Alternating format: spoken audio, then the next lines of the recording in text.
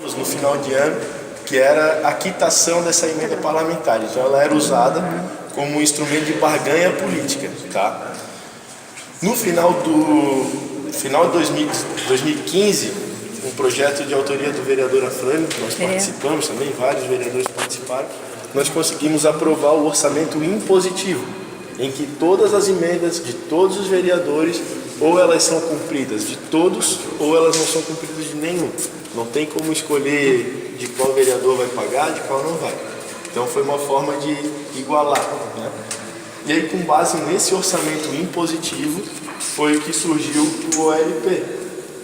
Nós abrimos mão de escolher os 5 vereadores e colocamos à disposição de vocês a nossa emenda.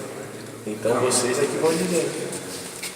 Vocês na Câmara só discutem o orçamento, não discutem a arrecadação? A gente discute também. Como é que está a arrecadação hoje do município? O potencial da arrecadação dela, né? Porque essa cidade está crescendo todos os dias. Todos os dias tem empreendimentos, cresce muito. E a arrecadação, a receita do município não é discutida, a gente não vê. Por isso que esse orçamento está no próximo. Não sei o que tem de inadimplência, então a gente não conhece a receita da aquela lista que o Lino divulgou, até o Lino, o pessoal está. Os meninos estão atrás. É bem complicado porque divulgou um dado público, pessoal. E aí as pessoas se sentiram, algumas que estavam na lista, se sentiram lesadas e entraram com uma ação contra o Lino. Então foi um ato muito corajoso dele de divulgar essa lista. E acho que ele fez bem, porque é um dinheiro que nos compete, né? Ele é da cidade. E basicamente em dívidas, ele vai ser cobrado, tem mais um orçamento, mais R$1,5 bilhão que a prefeitura tem que receber.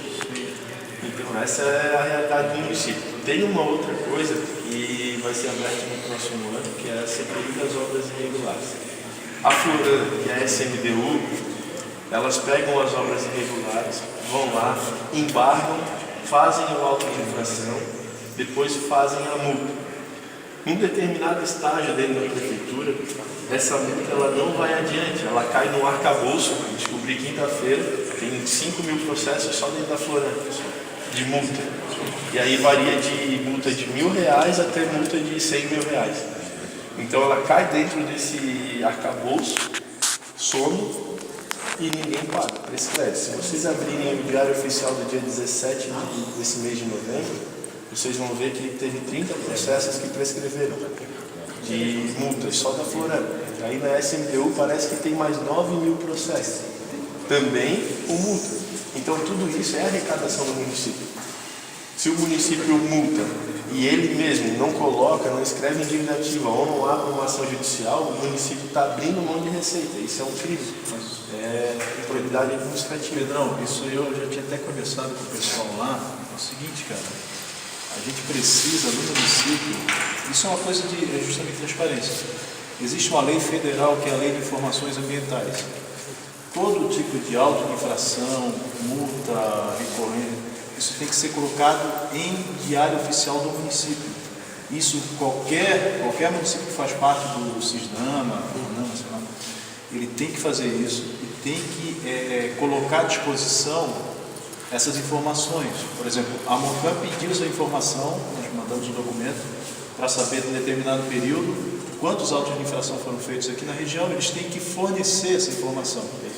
Quando a gente tem essa informação em mão, não tem como isso cair no esquecimento, porque aí vai, claro, de cada pessoa interessada, você acompanhar o processo. Tipo, alguns processos aqui no Campeche a gente está acompanhando. Então não tem como os caras esquecerem tipo assim, dizer, tá aqui ou tá lá, não, a gente está acompanhando o processo. Então eu acho que, na verdade, essa questão realmente fazer as leis serem cumpridas, principalmente essas leis de acesso à informação. Eu não creio que o Lino vai ter problema, porque existe uma lei federal que diz que você tem acesso às informações, você tem que ter acesso a essas informações, seja o que for. Não é uma coisa que já é consolidada, né? A dívida da lei. Isso aí é uma coisa que todo mundo sabe. Mostrar ou não mostrar é uma questão de fazer executar uma lei, né? Executar a lei da maneira correta. Eu acho que isso é bastante importante, principalmente na questão ambiental, porque eu estou vendo aqui, tipo, gestão ambiental tem 2%, né? A questão do meio ambiente está junto no urbanismo? No orçamento, aqui são separados. Você vê, gestão ambiental 2%. você vai ter aqui 40, deixa eu ver ali, 2 milhões e meio, 50 milhões para gestão ambiental no município que... Aqui dá pra gente ter uma noção, assim, bastante grande da, Que é isso? da forma como o governo caminha, assim, né? Onde, por exemplo, cultura, 1% de cultura, cara. Aí a gente... O saneamento, 1% para saneamento. Só isso nós estávamos na beira-mar? Sim. No projeto de poluição da beira-mar. Meu juízo de valor, rodando os bairros, conhecendo a cidade, em todos os bairros que eu vou, não importa se já tem rede de esgoto, se é no centro, se é lá em Coqueiros onde eu moro, se é aqui no Campestre, se é em Canasvieiras, se é no Inglês, qual que é o problema principal que todo mundo fala? Saneamento. Saneamento. Ah, a praia está poluída, tem cheiro ruim que sai da boca de lobo, o rio está poluído, a lagoa está poluída. Então, nesse momento, eu vejo o principal problema da nossa cidade é saneamento. Aí a gente olha para o nosso orçamento municipal. O orçamento municipal reflete uma política pública decente para corrigir o problema do saneamento? 1%? Não. E quanto que a gente paga para Casan por ano? 220 milhões aproximadamente. Desde 220 milhões volta 47 para nós. Então, você imagina... Vai para São José, Palhoça. Você imagina se a gente tivesse uma agência própria de saneamento dentro da... não precisasse depender da Casan, porque a gente paga... Eu acho que é o maior pagador de Santa Catarina, junto com Criciúma, né? Nós e São José. São José, isso. E esse dinheiro fica aqui, tipo, menos da metade, né? Que é feito em obras aí bem duvidosas, né? Colocado em investimentos bem duvidosos. Claro que saneamento aqui deve ser a questão de manutenção, porque projetos eles captam com recurso federal. Normalmente vem recurso de fora, vem aquele banco Jaica que está anos fazendo um japonês, vem recurso também do Ministério. Sim. Então tem recurso. Para projetos, né? Mas para manutenção é muito pouco. O saneamento aqui, por exemplo, não é só a questão do esgoto, tem a questão da água, a questão da drenagem, que é um problemaço também. Então, por exemplo, esse 1% do orçamento, ele tem que abranger essas 4 áreas. O esgoto, beleza, a Casan é responsável pelos investimentos, tudo bem. Mas a drenagem, quem é que paga pela drenagem? A prefeitura. Se a gente focar 1% do orçamento para fazer o plano de mapa da drenagem do município e executar esse plano, será que rola?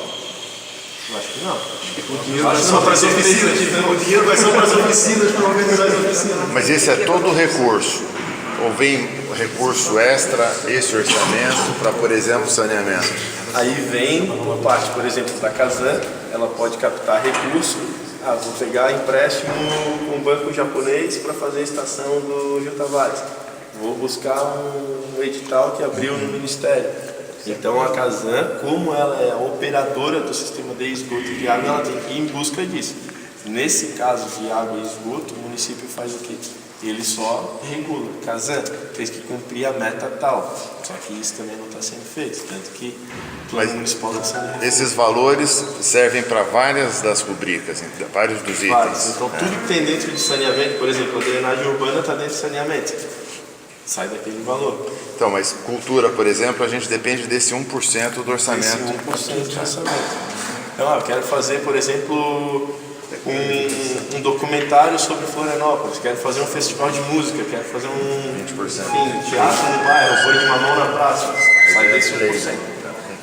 Qualquer plano oficial de incentivo à cultura é só para isso aqui é a arrecadação, isso é baseado na arrecadação. Então, não em empréstimos para outros projetos, nada. Isso aqui é na arrecadação. Certo. Então, assim, por exemplo, aqui a estimativa é de 2,5 milhões de arrecadação.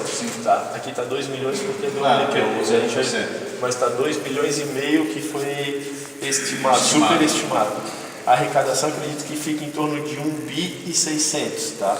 Mais ou menos nisso. Então é 1% disso vem para cá, 17% vem para cá, vai crescer com a licitação, 1% de saneamento, 2% com base na arrecadação. E aquela fatia do prefeito que ele bota no bolso lá para 25% quer saber? Tá do orçamento? Onde está? Fica na caneta.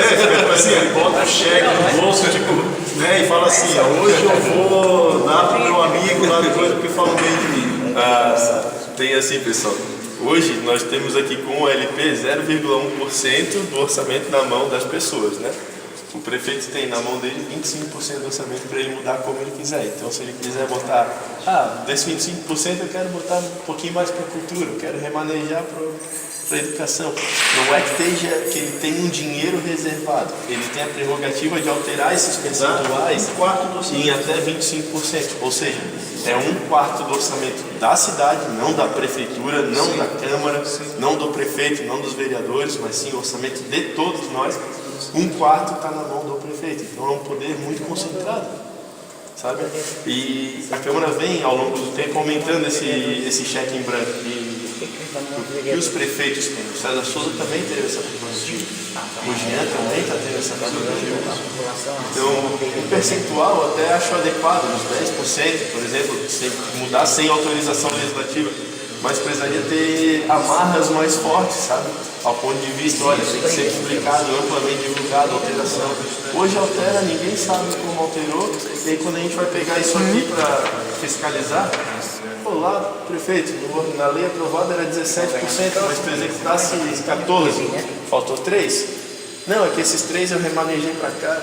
Então usa também como uma forma de maquiar assim, o dinheiro investido. Fica muito mais difícil para nós, vereadores, com o nosso papel fiscalizar, fica muito mais difícil. O vereador... É fácil de agora de pegar esses 2.500.000 o LP e não vincular nada desse recurso que já está previsto no orçamento. Sim, ele vai vir de uma forma independente. São 2,5 milhões para a gente esquece isso aqui. Tá? Isso é só para vocês terem um panorama geral, assim, para ver. Vou usar o termo aqui voltado para a parte financeira. O quão insignificante é os 2,5 milhões comparado com 2,5 milhões. Então nós somos um grãozinho de areia. Assim, o que nós estamos fazendo hoje financeiramente é um grãozinho de areia. Mas dentro de uma visão de cidade, isso aqui é algo muito importante. Essa participação, essa informação que vocês estão tendo possibilidade de ter hoje acesso, na casa de vocês vão replicar, no trabalho de vocês, então mais pessoas vão ficar conscientes de como funciona a política da nossa cidade, a gestão da nossa cidade. Nós temos uma oportunidade de replicar isso num movimento subaída mesmo. Que é só aí, né? Que nós, provavelmente esses 2 milhões vai ser uma coisa muito assim, pequena em relação à obra, né? Mas com relação à organização da região do sul da ilha, eu acho que é uma grande oportunidade que eles têm para que a gente possa fazer com que todo esse orçamento seja participativo. Não só o orçamento, mas também o planejamento, né? Isso seja participativo. É uma oportunidade, eu estou vendo essa oportunidade com isso, tá? Especificar esses 2 milhões aqui, né?